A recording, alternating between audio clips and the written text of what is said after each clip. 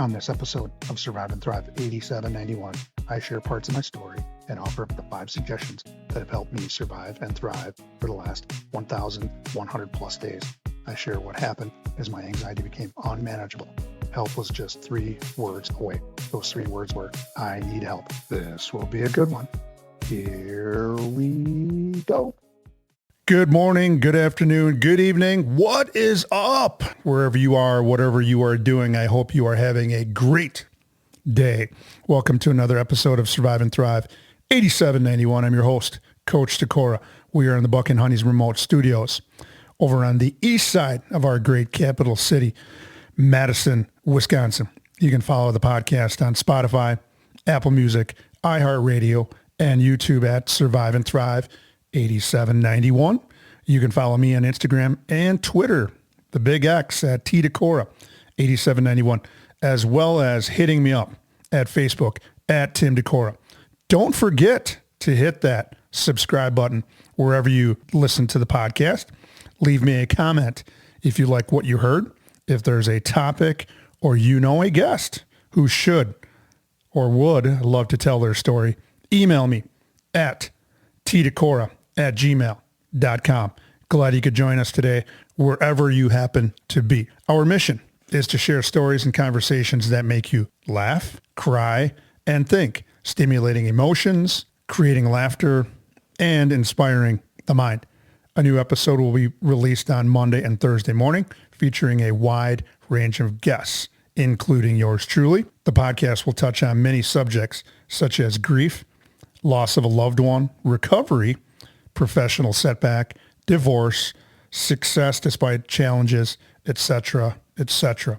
Our guests will share how they learn to survive and thrive. Today's episode is going to be featuring yours truly. And before we get that started, I do want to, those of you that can see the episode, or if you can't see this episode, I want to make our listeners aware of the merch. I just got it. It was the giving and receiving season. And thanks to my good friends up at Just a Game Impressions in Wisconsin, Dells, Wisconsin. They do a lot of printing, screen printing, embroidering, etc., etc. And they happen to put together t-shirts, long sleeve, short sleeve for the podcast. I am wearing our black t-shirt today with our logo or something similar to our logo in a little light blue. Light blue is the color of my hometown, the Wisconsin Dells Chiefs. So that is part of my color scheme in addition to some black and white. But if you can see that today, I will probably have the merch up for sale, including hopefully some other pieces in the future, but stay tuned for that. Today, I wanted to get some content out there about Survive and Thrive 8791. The first 3 months of the podcast have been educational, inspirational, and for me, a heck of a lot of fun to do. I've learned so much about the guests I've had on the show. I've been entertained, and I've learned some strategies that have helped my program, my way of looking at life, my mental health, my physical health. So it's been really awesome. In addition, I've heard from you, the listeners, through your comments about how the podcast has entertained and educated you. And there's been even some aha moments with some of our listeners. Some of you have known personally some of the guests that have been on the show and didn't know some of the things that they've talked about. And now you know a little bit more. Additionally, I've had several people reach out with guest suggestions and topics that you would like to hear about. So make sure if you, one of the listeners, wants to tell your story of how you learned to survive and thrive, reach out to me at that email I mentioned earlier. If there is somebody that you know that has in your mind been surviving and thriving and you feel like they should be on the show, send me a message with their name, contact information, and I would be happy to reach out and hopefully get them on the show. Again, it doesn't take a special person to tell your story, but I think it takes a little bit of courage, a little bit of strength to put yourself out there. But that's, I think, at least for me, and so far the guests I've had on, has been a very healing experience of putting yourself out there. If you know somebody or you want to be on the podcast, just reach out to me. Prior to December of 2021, it's a little over 3 years ago, I lived with a lot of worry, fear, dread, and gloom and doom that filled my entire life for most of my life. The past 1,100 plus days, 1,100 plus days, I've had almost none of those feelings: worry, fear, dread, gloom, and doom. Now, don't get me wrong. I still get the normal worry that comes with everyday life, family, basically normal stuff, more normal life things. I can give you one example. Back in June of this year, 2024, I had a job interview. And most of you know, or those of you that have experienced a job interview, those can be a little stressful. Those can cause some worry. They can cause a little fear. And that is normal. That's the normal stuff everybody gets. And I started a new job July 17th, which I accepted.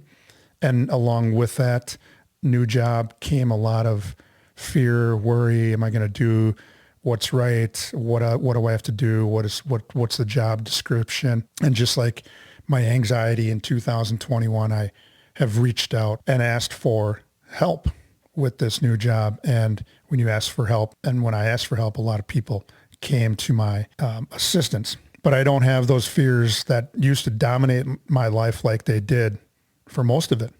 My life has been filled with positive thoughts and a positive attitude for, again, almost all of those 1,100 plus days. Today, since this is the giving season, I wanted to give you 5 things that have helped me to stay essentially anxiety-free. I'll give you a couple of seconds to get out a piece of paper, maybe a notebook, a pen or pencil, and get ready to hear what has changed my life. Now, I'm going to set that up with our first segment before we get to that. So just bear with me. But if you got to get those things that you can jot some notes down, I'd love to have you do it. A life that was filled with worry, fear, dread, and doom and gloom. Before I get to that, I need to talk about our sponsor. Speaking of giving, I want to thank my sponsor, Buck and Honey's Restaurants, for their support since episode number 1. Buck and Honey's gives back to the communities that they are part of through a lot of different things that they sponsor. They host fundraisers. They have donations. They also, you purchase some food. Some of the cost of the food will go to certain clubs or organizations in the communities that they represent, which includes the home office in Sun Prairie, Monona, Wanakee, and Mount Horeb. Owner Tom Anderson's Restaurants offer a great food and drink menu, 5-star customer service, and a welcoming and vibrant atmosphere to anyone fortunate enough to dine in or carry out. Now, Tommy, as I've known him for years, places the mental health of his employees as a high priority. Buck and Honey's contracts with a mental health professional, so help is always a phone call away for any of his employees. Okay, segment 1. 'Tis the season for giving. Today, I'm going to give you the 5 things that have changed my life over the last 1,100 plus days. And I'm giving these suggestions to you for a small price, a very, very teeny, tiny, small price. And that small price is your time. I know time is essential during this part of the year. If you've found some time to knock out 35 to 40 minutes of an episode, you're going to get some good stuff. Your time. So get out a piece of paper, notebook, pen or pencil, or even better yet, pull out your phone and jot these down in your phone so that you won't forget them. This fits my personality very well. I've been giving my heart and soul to a profession I absolutely enjoyed for 32 years. I was a physical education teacher in 2 very awesome school districts. Hillsborough School District, which is in the south central, southwest part of Wisconsin. And then just outside of our capital city, I was with the Wanakee Community School District for the last 29 years. I've given my time to my family and friends whenever possible. However, worry, fear, and dread, gloom and doom stuff started to take over my life. I don't know exactly when that started to happen, and it didn't all happen at once, but it was a slow process where anxiety started to creep its head in there. And I know about when it started. For me, it was probably about 1999 or 2000 because of some triggering events that I've talked about on other parts of the podcast. Eventually, I was so wrapped up in anxiety that it felt normal. It really felt normal to live that way, those anxious feelings. And when it was suggested that I get help, I was afraid. I was suffering. And for that suffering, the coping skill that I learned to use in 99 or 2000, I turned to alcohol, and I also turned to anxiety medication to help ease my pain and more or less control my anxiety. But eventually those things stopped working. I was suffering. I had a hard time letting go of my suffering out of really fear of the unknown. I preferred suffering because it was familiar to me. In the end, December 2021, all I wanted to do was isolate myself from the rest of the world and hoped that my anxiety would just go away. Well, that didn't happen. In December 2021, I took a huge leap of faith because I was sick and tired of being sick and tired, with two of my coworkers on my front step, knocking on my door, ringing my doorbell, essentially performing a wellness check. I was sitting on my green recliner and I prayed for them to go away. I literally put my hands together, interlocked my fingers, and I said, please go away. Please make them go away. And for the first time in a while, my prayers were answered and they left. I heard car doors. I heard car doors open. I heard car doors slam. I heard two cars start up and they backed out. Not long after that, because of, I think it was my deep faith. I've always had a deep faith, and my higher power just answering one prayer. My higher power wasn't going to answer just one. My higher power went with a couple that day, and my higher power, who I call God, made me do what I couldn't do for myself most of my life. I uttered three words that saved my life. And those of you listeners that have listened to me talk on my podcast about my own story, I picked up my phone, I called my coworkers back, one of them answered, and I said these three words that have essentially saved my life. They picked up the phone and I said, I'm here. And the three words I said were, I need help. And they were back shortly thereafter. Segment 2 is going to get into, again, those 5 suggestions that I have, and I'll try to tie in a couple of little bits and pieces, some stories there that hopefully will make you cry, laugh, and think. Anyway, before we get to segment 2, our sponsor, Buck and Honey's, has been with us since episode number 1, and I'm darn glad for that, for their support and friendship with 4 locations in the Madison, Wisconsin area. One is always near. Some people ask, why Buck and Honey's? They have a great menu, 5-star customer service, and Tom Anderson, the owner, places a high priority on the mental health of his employees by having a mental professional on call for them. And there's nothing like going to a great restaurant to make you feel better. In segment 2, I'm going to take you through my 5 suggestions to a better life, what it's like to have coping skills to survive and thrive. Please stay tuned. Don't change that dial. You don't want to miss segment 2 of Survive and Thrive 8791. I'll be back. If you, a loved one, or someone you know who is experiencing a physical, mental, or emotional crisis, there is help or resources out there. Contact NAMI, the National Alliance on Mental Illness helpline, at 1-800-950-6264. This is a free service providing information, resource referrals, and support to people living with a mental illness, their family, providers, and the public. United Way 211 is available 24/7, 365, and offers free confidential assistance. They connect people with the local programs and services that can help. Dial 211. Crisis Services, dial 911. Suicide Prevention Lifeline, call 988. To connect via web chat, go to suicidepreventionlifeline.org. Along with those numbers, there is help. You just need to utter 3 words. I need help. Now back to the show. Welcome back. Welcome back. Welcome back. What is up? Segment 2, I've titled the 5 suggestions that saved my life. Here we go. If someone came up to me 10 years ago and whispered in my ear, I have 5 things that are going to save your life in 2021, I'm not sure I would have listened unless they were offering cash and prizes. But for me, since 2021, I've received something better than cash and prizes. I got my life back. And not that my life was horrible and tumultuous and anything that you can think of under the sun. It was a struggle from basically the end of the 90s to 2021. And I was surviving that whole time until I learned to survive a little bit better way than going to other coping skills that had up to 99 had worked for me and then stopped working.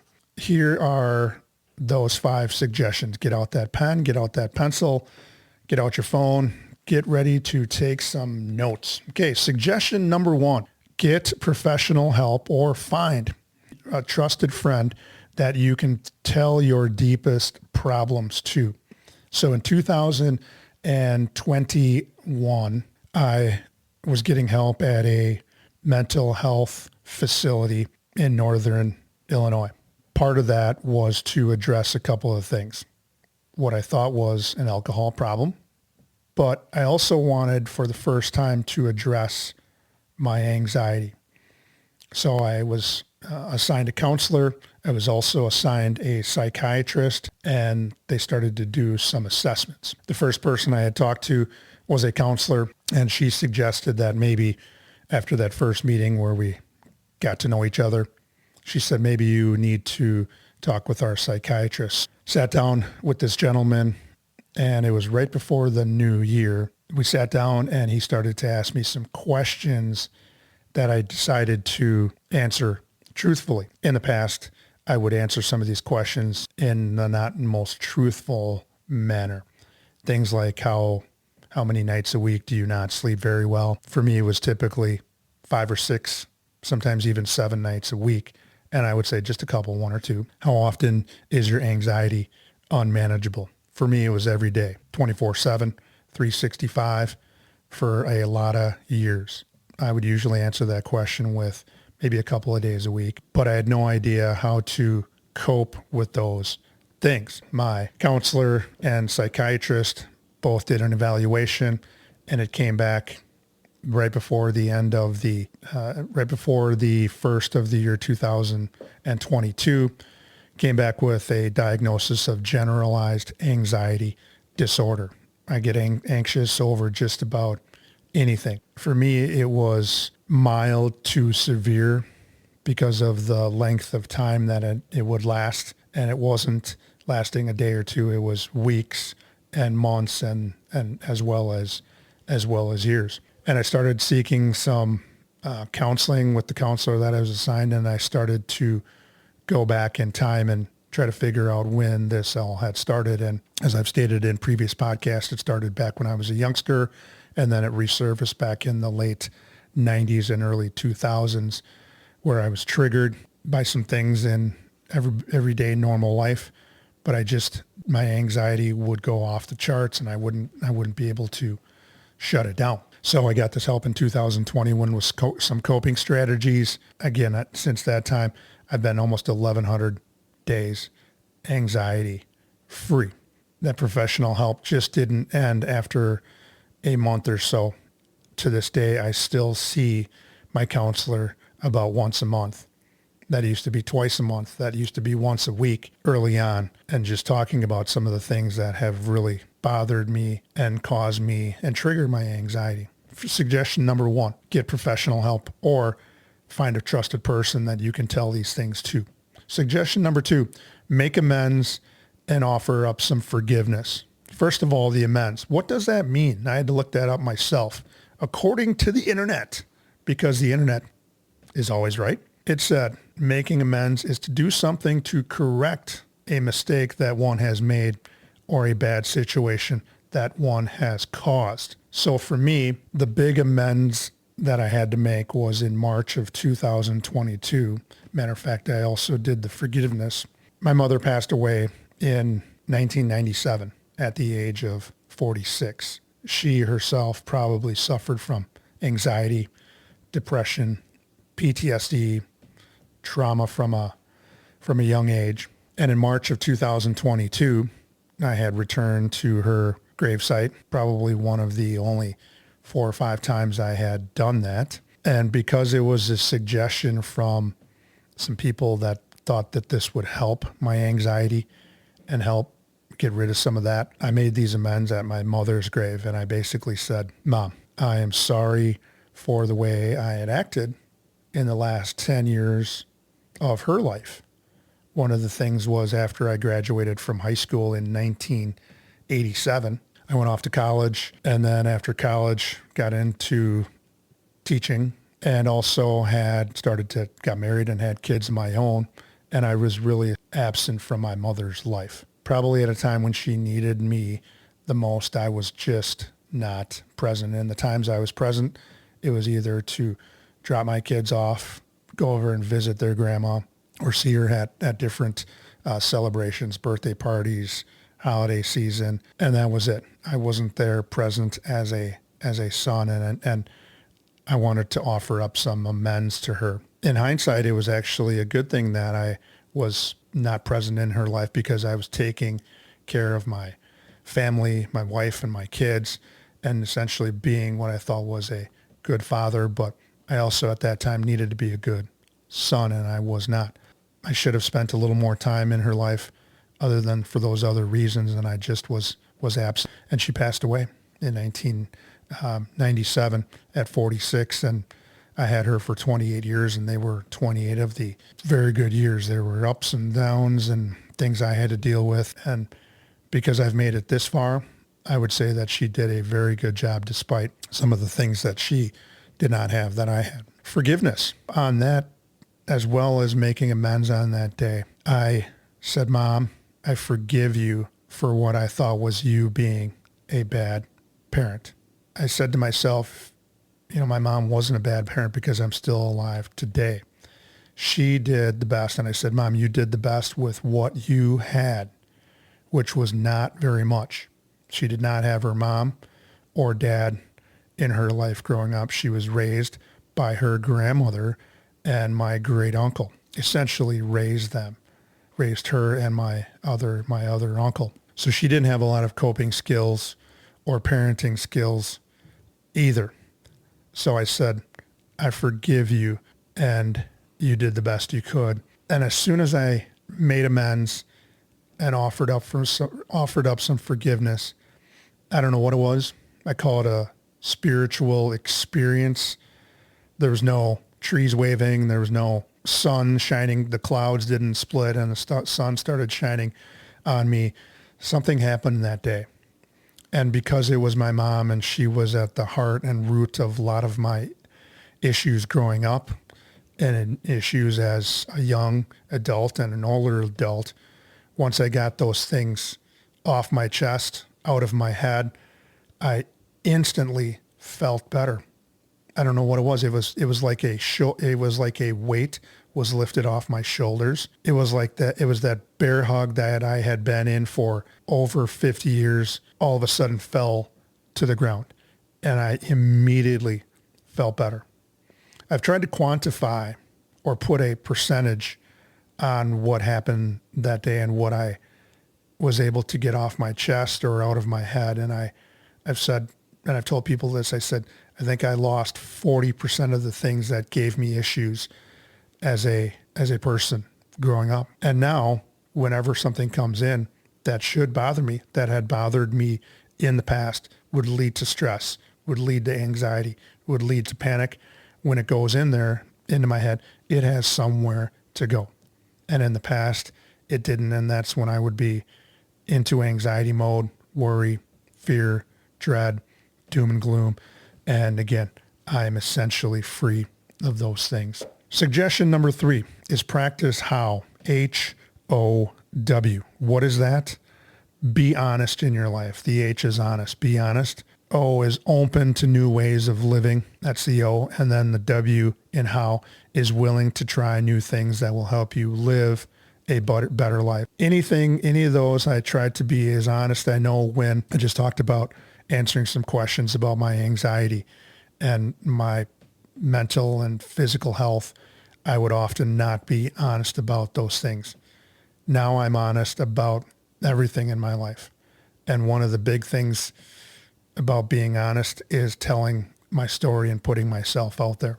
Be open to new ways of living. The old ways of living were essentially what got me to seek mental and physical health from professionals. I had to open myself up and be willing to take some of these suggestions and try them. The 5 suggestions that I'm giving you today may not work for you, but they work for me. If 3 of them work, use those 3, get rid of the other 2, and find 2 other things that are going to help you and your anxiety, depression, mental health, physical health. You can apply just about all of these suggestions to anything in your life. And then the W, willing or willingness to try new things. So I try new things. If they work for me, I continue to use them.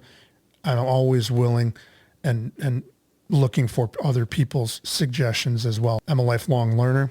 So this how method, honest, open, and willing, has really helped me grow as a person, has helped me grow as a husband, has helped me grow as a father, and it's going to help me grow as a grandfather now in all of the things I do. Suggestion number 4 is practice these principles in all your affairs, in all aspects of your life. So a lot of these things I mentioned so far, I can apply those to my job, which is a brand new job. I can apply those to any situation that presents itself. And usually these 5 suggestions are going to help me. Now, there might be different suggestions that I have to pull from, different coping strategies that I pull from that I can apply to different events.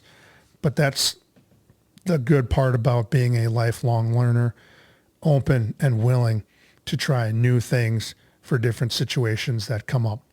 So practice these principles in all your affairs or in all parts of your life. Suggestion number 5 is to be authentic and real. This podcast, when you hear me talk, I am being authentic and real. When people ask me about my anxiety, I'm open about it. I have not had to turn to alcohol. I have not had to turn to anxiety medication. And I have applied all of these principles to all my affairs. In addition, with the podcast, I'm telling you everything. I'm not making anything up. I'm being real and I'm being authentic. If there's something that you want to talk about, if there's something that you have questions about, I'm open to any questions. You reach out to me, email address, Facebook, social media accounts. Reach out to me if you have questions from me on how I did things. I'm an open book when it comes to all of that stuff. Call to action. I want to review these 5 things, these 5 suggestions that I just talked about today. Suggestion 1, get professional help or find a trusted person. Suggestion number 2, make amends and forgiveness. And for me, making amends and offering up forgiveness or forgiving somebody or something is an ongoing process. I still continue to do those things to this day, and I'm sure I will be doing them until the last day that I'm here on good old planet Earth. Suggestion number 3, practice how? Honest, open, and willing. Doesn't matter what it happens to be. You can apply that to anything. I had to apply that to a new job. If I decide to switch careers and try something else, I have to be honest, open, and willing. Just like this podcast, I had to be honest, open, and willing to try new things to make this podcast go. Practice these principles in all your affairs. So whatever it is you happen to be doing, these 5 suggestions can help you out for any life situation that might come your way. And then suggestion number 5, be authentic and real. Don't hide things. Be truthful. Be honest. And I guarantee you, you will probably find a better way of life. So I'm glad this is a little bit shorter episode than it normally would be, but I wanted to get some content out there today. On our next episode, we will have another amazing guest who will share how they survived and thrived. If you have a story to share or you know someone who does, please reach out to me at tdecorah@gmail.com. Until next time, hang in there with whatever you happen to be going through. And with hard work, dedication, and determination, you can learn to survive and thrive. Until next time, take care